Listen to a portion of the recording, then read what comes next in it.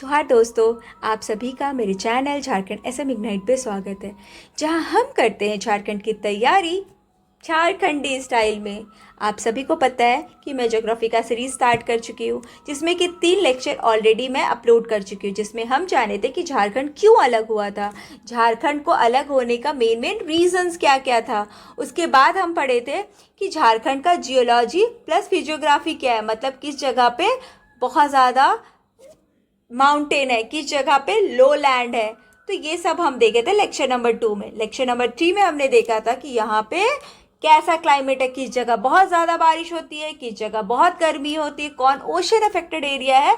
जो अयोध्या जी है ना, वो बताए हैं 7 डिवीजन, वो सब हम देखे थे 3 वीडियोस में। अगर आप नहीं देखे हो तो प्लीज़ मेरे चैनल पे जाके वो वीडियो को देखो, तभी आपको सॉइल पढ़ने में बहुत मज़ा आएगा। क्योंकि आपको तो पता है, अगर माउंटेन एरिया है तो माउंटेन तरह का वहाँ पे क्रॉप्स उगेगा। अगर जहाँ बहुत बारिश हो रही है तो वहाँ लेटराइट सॉइल पाया जाएगा, क्योंकि वो चिपचिपी मिट्टी हो जाती है। वो सारी चीज़ें धुल करके मिट्टी में मिल जाती है और मिट्टी जो हमारी चिपचिपी हो जाती है, तो वो जो वहाँ के जो सॉइल्स है उसको लेटराइट बोला जाता है। तो ऐसे तरह करके हम सारे सॉइल्स के बारे में पढ़ेंगे। तो सबसे पहले हम जानते हैं कि जो आप सॉइल के अध्ययन को हम लोग क्या बोलते हैं। बहुत कोई पेडोलॉजी लेकर के पढ़ाई करता है, तो उस चीज़ को हम लोग बोलते हैं, स्टडी ऑफ सॉइल को पेडियोलॉजी बोलते हैं, पेडोलॉजी। ठीक है। अब देखो, जब भी सॉइल होगा तो सॉइल का एक लेयर देखते हो ना, बहुत सारे लेयरिंग है। जब भी कोड़ी से आप खोदते हो तो पहले वाला आपको बहुत इजी लगता है, फिर नीचे जाते हो तो बहुत हार्ड लगता है कोड़ी से खोदने में। तो यही चीज़ है कि ऊपर वाला लेयर में जो होता है ना, वो प्लांट्स वगैरह सब ऑर्गेनिक मैटर, जो प्लांट एनिमल्स का डिकम्पोजिशन होता है ना, वो होता है ऑर्गेनिक मैटर। और ये बहुत ज़्यादा उपजाऊ भी होता है जहाँ पे ऑर्गेनिक मैटर बहुत ज़्यादा हो। फिर उसके बाद होता है टॉप सॉइल, जो थोड़ा सा कम उपजाऊ होता है। फिर सब सॉइल होता है। फिर पेरेंट, जिसमें कि थोड़ा बहुत बड़े बड़े रॉक पाए जाते हैं, और बेड रॉक में बहुत बड़े बड़े रॉक पाए जाते हैं, जिसको कोड़ना बहुत मुश्किल है। उसके बाद देखो, सॉइल बनता कैसे है वो तो हम लोग जान ले। देखो, सॉइल बहुत तरीके से बनता है। एक तो आपका विंड इरोड करके लेके गया और कहीं और जा करके डिपॉजिट कर दिया, तो यहाँ पे जो एरिया बन रहा है उसको हम लोग बोलते हैं सॉइल, जो बन रहा है उसको। दूसरा है रिवर से बहा करके लेके आया, तो यहाँ पे जो डिपॉजिट कर रहा है सैंड या तो ग्रैन्यूल्स या तो और भी लिविंग मैटर्स, तो ये वाला जो बनता है वो एक तरह का ये होता है। तो ऐसे ऐसे करके हमारे सॉइल्स बनते हैं। अब देखो, वही चीज़ यहाँ पे बोला जा रहा है, जो सॉइल है ना, वो अपर लेयर है अर्थ क्रस्ट का। कौन सा लेयर है? सबसे ऊपर वाला लेयर, ये ऊपर वाला लेयर, ये पूरा अपर ही क्रस्ट। अंदर जाओगे तो उसके और भी फीचर्स होते हैं अर्थ के, लेकिन जो अपर क्रस्ट है ना, उससे हम लोग का सॉइल बनता है। ये कैसे बनता है? Weathering, organic matter. ये यहाँ पे क्या होता है? एग्रीकल्चर और वेजिटेशन। देखते हो ना, सॉइल में एग्रीकल्चर लोग करते हैं, वहाँ पे लोग वहाँ रहते हैं, घर बनाते हैं। तो soil is very much important. देखते हो जहाँ पे सॉइल उपजाऊ नहीं होता है, जैसे राजस्थान वगैरह में, तो वहाँ का लाइफ बहुत डिफिकल्ट हो जाता है। तो soil is very much important for our survival also. तो झारखंड में जो मिनरली जो जितने भी सॉइल्स पाए जाते हैं ना, उसमें रॉक का कंटेंट बहुत ज़्यादा होता है, मिनरल्स का कंटेंट, क्योंकि झारखंड में 40% ऑफ मिनरल्स पाए जाते हैं। ठीक है। और रेनफॉल एंड फॉरेस्ट कवर पाए जाते हैं। ठीक है। अब सॉइल फर्टिलिटी की बात करें। अब सॉइल देखते हो, कुछ मिट्टी बहुत ज़्यादा उपजाऊ होती है, कुछ ज़्यादा, कुछ बहुत कम होती है, और कुछ तो होती ही नहीं है। जैसे राजस्थान वाली मिट्टी, जो सैंडी मिट्टी है, वो उपजाऊ तो होती ही नहीं है। उसके लिए हमें मैन्योर और फर्टिलाइज़र डालने की ज़रूरत पड़ती है, तो वो नॉन फर्टाइल सॉइल है। और देखते हो बिहार वाला एरिया वाला सॉइल कितना उपजाऊ होता है, लेकिन वहाँ पे सिर्फ 6 महीने ही खेती होती, क्योंकि 6 महीने बाढ़ से ढक जाता है। तो फर्टाइल सॉइल है कौन कौन सा? Alluvial and black soil. इसमें ह्यूमस और मिनरल्स बहुत ज़्यादा पाए जाते हैं। और हमारे वाला एरिया लेस फर्टाइल है। मिट्टी में फसल तो हो जाते हैं, लेकिन बहुत ज़्यादा प्रोडक्टिविटी नहीं होती। और बहुत ज़्यादा प्रोडक्टिविटी, बहुत ज़्यादा उपजाऊ पाने के लिए हमें क्या डालना पड़ता है? Nutrition, moderate amount of nutrition डालना पड़ता है। और हमारे यहाँ का सॉइल क्या है? 90% लाल मिट्टी है और लेटराइट सॉइल है। अब हम लोग सॉइल के पीएच को जानते हैं कि कौन सा एसिडिक सॉइल है, कौन सा बेसिक सॉइल है। देखो, एक चीज़ जान लो बच्चों, जो सॉइल है ना टॉपिक, उससे झारखंड का 1 से 2 क्वेश्चन आता है। अगर आप ये टॉपिक अच्छे से कर जाओगे ना, तो आराम से आप 2 क्वेश्चन बना लोगे, मतलब 4 नंबर तो आ ही जाएंगे। तो इसे अच्छे से पढ़ो, क्योंकि बहुत आसान आसान सवाल पूछते हैं। जैसे कि लास्ट टाइम पूछा गया था 11 to 13 जेपीएससी में, कि अगर आपका सॉइल एल्कलाइन एसिडिक है तो आप क्या ऐड करोगे, कि आपका सॉइल जो है वो सूटेबल हो जाएगा एग्रीकल्चर के लिए, तो हम लोग क्या ऐड करेंगे, लाइम, क्योंकि एसिडिक है, H+ आयन रिलीज करेगा। तो इसमें अगर हम लोग आयन को लाइम को मतलब कि चूना मिट्टी को डालते हैं तो वो क्या हो जाता है, काफ़ी ज़्यादा एग्रीकल्चरल हो जाता है, मतलब काफ़ी ज़्यादा प्रोडक्टिव हो जाता है, क्योंकि उसमें जो बेसिक न्यूट्रिशन है वो कॉम्पैक्ट हो जाते हैं। और जानते हो झारखंड का जितना भी सॉइल है ना, मोस्टली जो है ना वो एसिडिक है, एसिड ज़्यादा है उसमें। रीज़न आपको पता है, मॉनसूनल क्लाइमेट है, बारिश होगी, लीचिंग होगा, तो ऊपर वाला सॉइल क्या हो जाएगा, एसिडिक हो जाएगा, जो न्यूट्रिशन है वो सब बह के नीचे चला जाएगा। बारिश होगा तो जो न्यूट्रिशन है वो नीचे चला जाएगा ना, सॉइल के अंदर चला जाएगा। तो हम न्यूट्रिशन को लाने के लिए, न्यूट्रिशन को यूज़ करने के लिए हमें क्या डालना पड़ता है, लाइम डालना पड़ता है। न्यूट्रल सॉइल बेस्ट होता है एग्रीकल्चर के लिए, जहाँ पे भी न्यूट्रल सॉइल मिल जाएगा ना, एग्रीकल्चर तो हो ही जाएगा। एल्कलाइन सॉइल ये अच्छा होता है सॉइल, लेकिन बहुत ज़्यादा अच्छा नहीं होता, ये मोस्टली ना एरिड रीजन में पाया जाता है, इसमें OH- ज़्यादा होता है, ठीक है। झारखंड में मोस्टली एसिडिक सॉइल है, कुछ एलुवियल सॉइल है, कुछ ब्लैक सॉइल है, ठीक है। अब हम लोग झारखंड के, सबसे पहले हम लोग झारखंड के सॉइल को जानने से पहले हम जानते हैं कि हमारा जो मिट्टी है उसमें क्या क्या पाया जाता है। तो हमारे मिट्टी में ना 45%, 40 to 45% क्या होता है, मिनरल्स पार्टिकल्स होते हैं, और 25% क्या होते हैं, 25% पानी होता है, और 25% क्या होता है, हवा होता है।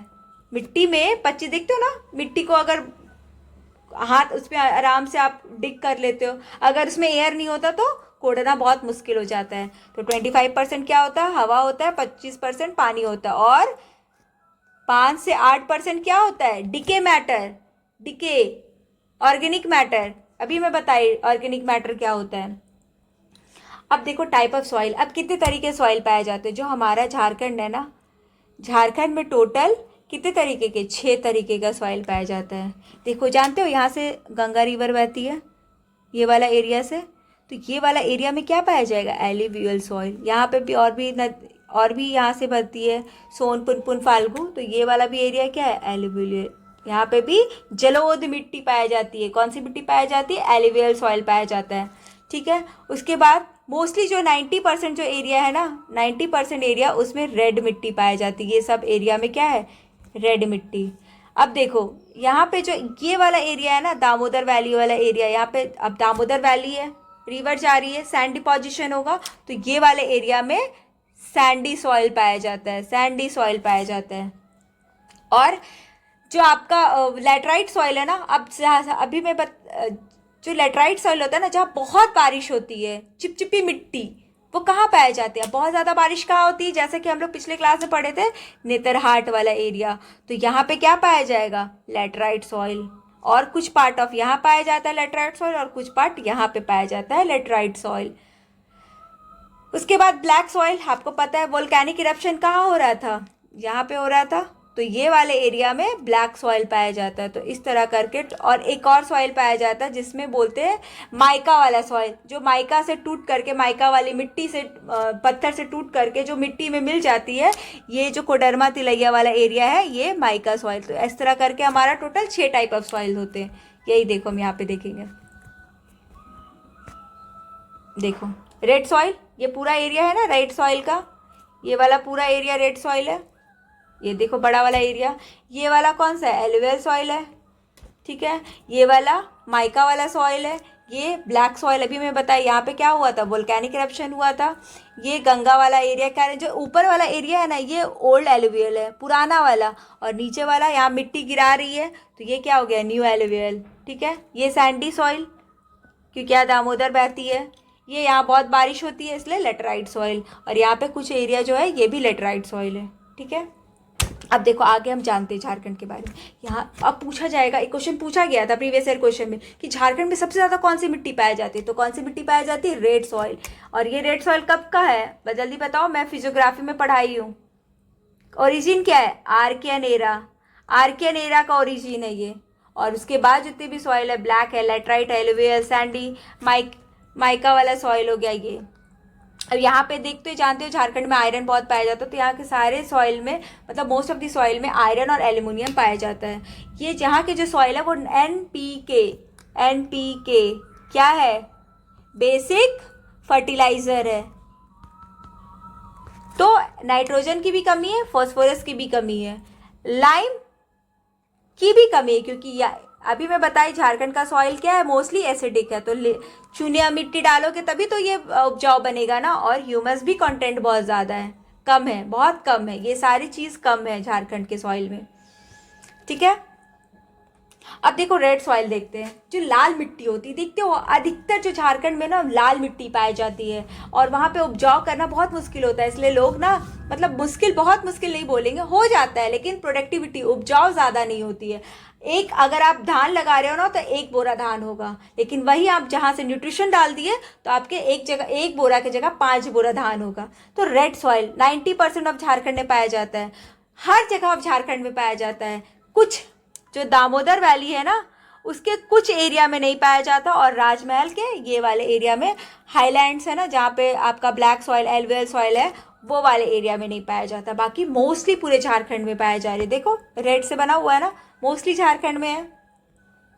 ठीक है, अब देखो जो आपका रेड सॉइल होता है, उसमें कमी किस चीज़ की होती है? अभी मैं बताई एसिडिक सॉइल है तो NP, ये दोनों की कमी होती है, प्लस लाइम, एसिडिक है तो लाइम की कमी होगी, लाइम हम लोग को ऐड करना पड़ता है, और ह्यूमस।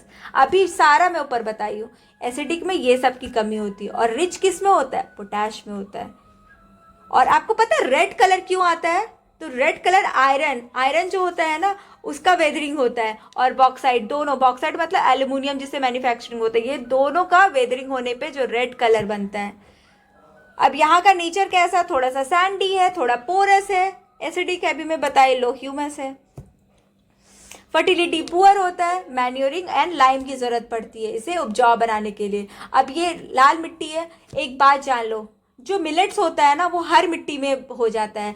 तो ऑब्वियस सी बात है, बाजरा, पीनट्स, ये सब, बाजरा और ज्वार क्या है? मिलेट्स है, तो मिलेट्स तो होगा ही होगा।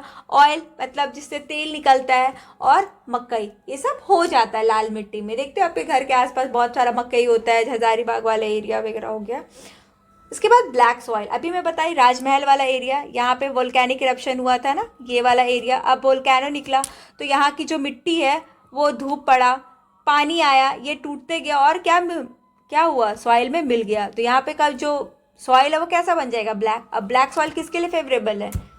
कॉटन के लिए। इसको हम लोग कॉटन सॉइल भी बोलते हैं और रेगर सॉइल भी बोलते हैं। ठीक है, ये कुछ पार्ट ऑफ लैंड में पाया जाता है, मेनली राजमहल वाला।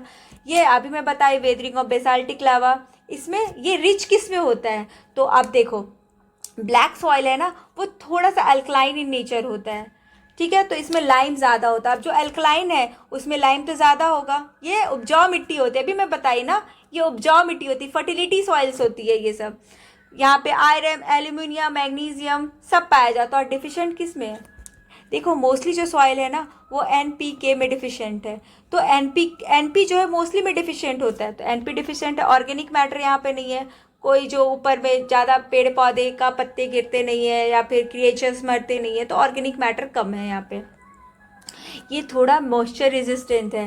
देखो सूखेगा तो ब्रिक की तरह बन जाएगा, तब क्रैक हो जाता है। जब वो सूखता है ना तो क्रैक डेवलप होने लगता है, तो मॉइस्चर रेसिस्टेंट है ये। ठीक है, इसका जो फर्टिलिटी है वो फेयरली फर्टाइल है, नेचुरल एंड स्लाइटली एसिडिक, थोड़ा सा एसिडिक है, बट लाइम है इसमें, एल्कलाइन है। क्रॉप इसमें क्या होता है?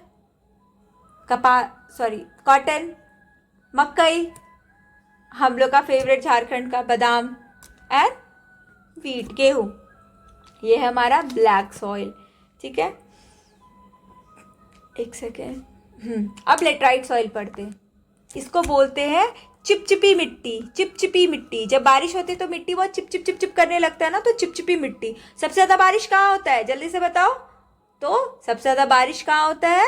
आपके पट क्षेत्र में, नेतरहाट वाला एरिया। और कहाँ होता है? हाईलैंड ऑफ राजमहल, नीचे वाला एरिया, थोड़ा सा बताई थे ना, यहाँ वाला एरिया में। तो ये सब जगह पे रेनफॉल होता है बहुत ज़्यादा, तो यहाँ की मिट्टी क्या पाई जाएगी? लेटराइट सॉइल पाई जाएगी। अब लेटराइट सॉइल किस चीज़ में? ये भी थोड़ा सा रेड होता है, डार्क मैरून रेड कलर का होता है। रेड मिट्टी होती है, उससे भी जो ज़्यादा रेड होता है उसको हम लोग बोलते हैं लेटराइट सॉइल। और ये इसमें क्या क्या पाया जाता है? आयरन और एल्यूमिनियम ज़्यादा होता है। ये हेवी रेनफॉल होता है, इस कारण लीचिंग होता है। बहुत बारिश हो रही है तो यहाँ की मिट्टी बह करके क्या में मिल जाएगी, यहाँ के ये में मिल जाएगी, मिट्टी में मिल जाएगी। तो यहाँ लीचिंग बहुत ज़्यादा होता है, ऊपर का जितना भी जो रॉक का परत होता है ना, परत, वो सब उतर जाता है, मोस्टली उतर जाता है, तो वहाँ पे लीचिंग होती है। ये लोग जो आपका लेटराइट सॉइल है डिफिशिएंट किस में है, बोले ना मोस्टली NP में डिफिशिएंट है, और इसमें नाइट्रोजन एंड पोटेशियम में, इसमें NK का डिफिशिएंट है, P नहीं है। यहाँ पे कौन कौन सा क्रॉप होता है, तो T, coffee, cashew, rubber, paddy. और ये जो सॉइल है वो क्या है, एसिडिक है। यहाँ पे आपको लाइम को ऐड करना पड़ेगा ताकि आप मिट्टी को उपजाऊ बना सको। देखो यहाँ पे बहुत बारिश हुई, ठीक है, लीचिंग हुआ, वो नीचे चला गया, rich in iron and aluminium oxide, nutrition खत्म हो गया। यही चीज़ होता है कि वो बारिश होने के बाद जितने भी इंपॉर्टेंट न्यूट्रिशन है ना, वो मिट्टी के अंदर चले जाते हैं, तो ऊपर वाला एरिया उपजाऊ नहीं हो जाता। इसलिए हम लोग को लाइम को ऐड करना पड़ता है ताकि अगर बारिश हो तो जितने भी इंपॉर्टेंट न्यूट्रिशन है वो पानी में ना चले, मतलब नीचे ना चले जाए। उसके बाद एलुवियल सॉइल, सबसे ज़्यादा एलुवियल सॉइल कहाँ पर है, हमारा बिहार। यहाँ पे सिर्फ 6 महीने खेती होती है, क्यों, क्योंकि 6 महीने यहाँ पे बाढ़ रहता है। तो एलुवियल सॉइल सबसे ज़्यादा उपजाऊ मिट्टी होती है। अब एलुवियल सॉइल भी 2 तरह का होता है, एक खादर, एक भांगर। खादर जब भी कोई आता है तो हम लोग खाने के लिए देते हैं, तो खादर, खादर नए लोग आते हैं, न्यू।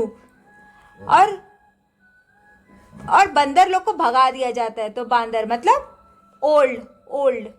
बुढ़ा लोग को कोई इज्जत देते हैं, नहीं देते, बुढ़े लोग को कोई इज्जत नहीं देते। तो भांगर ओल्ड, खादर आइए न्यू, न्यू है।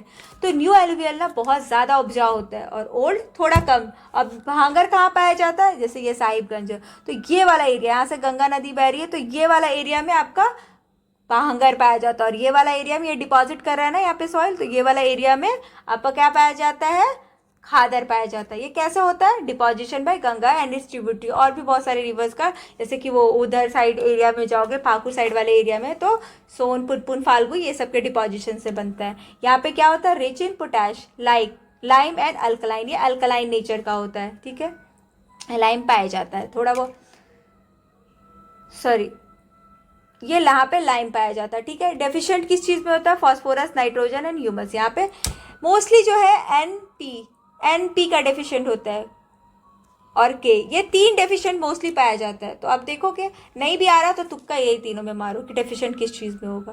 फर्टाइल है, न्यूट्रल टू स्लाइटली एसिडिक है। यहाँ पे क्या क्या होगा, पैडी मतलब धान, वीट, मेज, सुगर कैन, वेजिटेबल। देखो एलुवियल सॉइल, यहाँ से नदी आ रही है, ये क्या करा, डिपॉजिट किया, यहाँ पे नया नया सॉइल डिपॉजिट किया, तो क्या हो गया, खादर। ये दूर है, दूर में डिपॉजिट किया, ओल्ड एलुवियल हो गया, तो यहाँ पे क्या हो गया, भांगर, ठीक है। ट्रांसपोर्टेशन हुआ, डिपॉजिशन हुआ, और यहाँ डेल्टा बना, ठीक है। अब सैंडी सॉइल, बालुई मिट्टी, देखते हो ना दामोदर नदी के यहाँ, देखते हो ना रात रात में ट्रैक्टर लेके जाते हैं और बालू चोरी करके आते हैं, तो वही चीज़ है। इसको हम लोग फुसफुस सॉइल भी बोलते हैं।